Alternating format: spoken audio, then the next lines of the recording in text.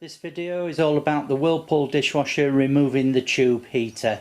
Just a tip before you start to do it, with a felt tip pen, just mark the position of the heater and the hoses so that when you come to rebuild you've got some reference points where you know to line up the heater and the hoses. There we go.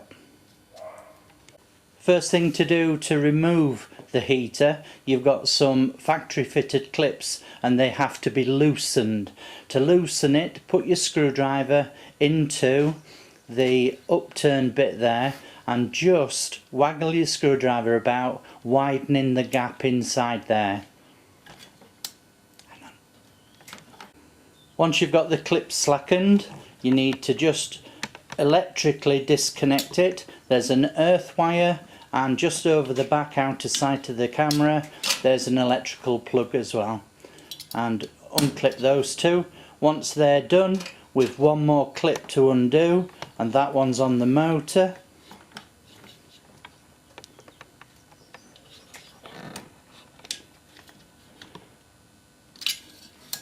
There we go, so that's two clips disconnected, and if we just wiggle both ends now, take the pipe off, support the heater and just wiggle it out of the motor. There we go. There we go, one heater removed. That's the heater disconnected. We're now going to remove the Askol pump. First, just support it, electrically disconnect it and remove the wiring. There's a little, that's it. Unplug it. Now on the Askol there's one clip on the cabinet, just there. Same procedure, get your screwdriver in, just make that aperture wider and that'll slacken the clip off.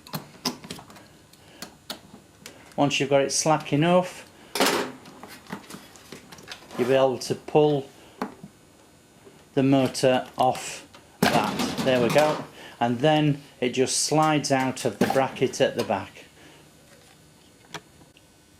This is the Askol pump. They've been a real problem, these pumps, with quite a few different faults, and we'll do a little video on the pump and attach it to this one next. This is the Askol pump, and the first failure point on these pumps is this rubber hose, and it just literally disintegrates and water sprays all over the base of the machine. If you're lucky, the trips will go on your house, and if you dry the dishwasher out and replace the motor with a new one, usually you get away with just that. So when this hose splits, water everywhere. Second failure on the Askol pump is that the impellers fall off. That's the impeller that we're pointing to get to it. The outer pump housing is a bayonet fit, and if you give it a twist it'll come off and you'll be able to get to the impeller. There we go, and we'll just show you a bit more. There's the motor housing, there's the impeller, and it's pretty awful.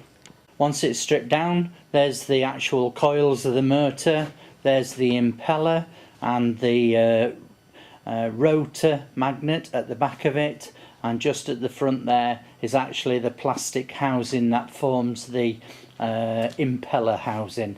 The rubber splits on that.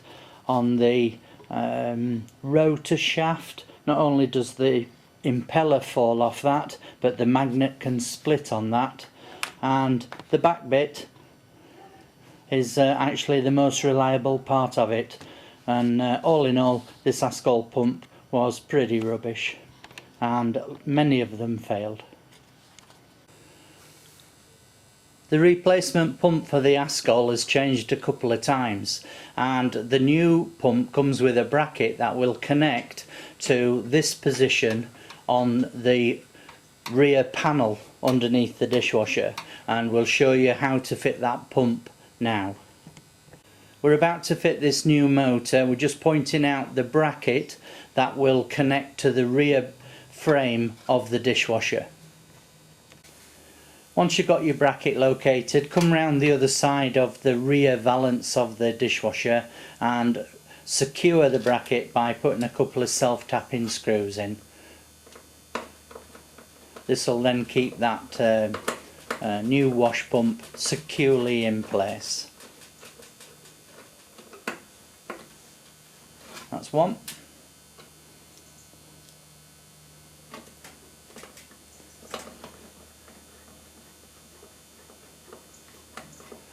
And there's the second one.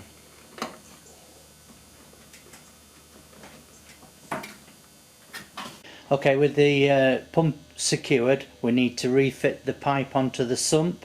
Put a new clip onto your pipe. The factory fitted one's a bit of a hard to use, so a new clip, 7mm band. Put your pipe on, push it home. There's a little stopper there. Once you reach the stopper, just there, the pipe's fully home, and then all you've got to do is get your new clip in place. Bit fiddly just to do it round the back, but the hose pipe is shaped to accept the clip in only one place, so make sure you've got it bang in line. Tighten it up.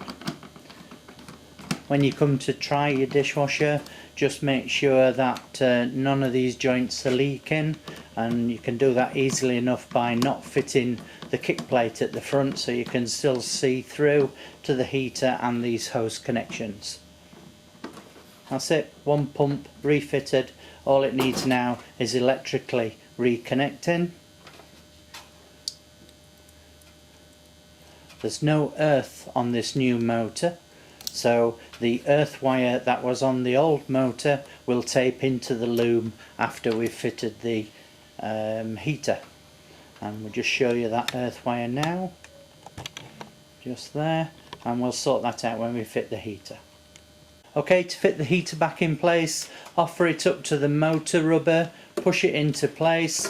Don't forget to have already fitted the clip from the old pump onto the new pump, and then offer the front of the element in.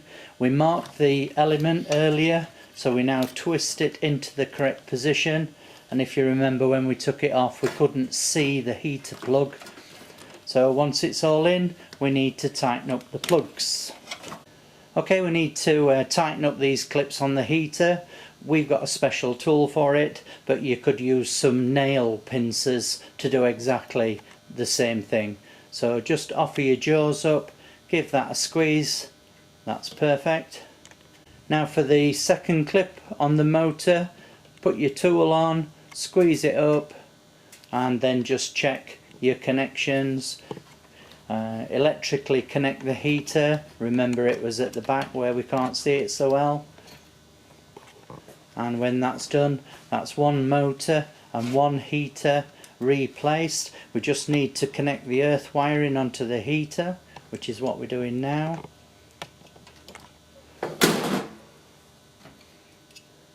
That's the earth connected, and the earth that was on the Askol pump just there, we'll tuck into the wiring and tape it in place so it can't come to any harm. That's job done.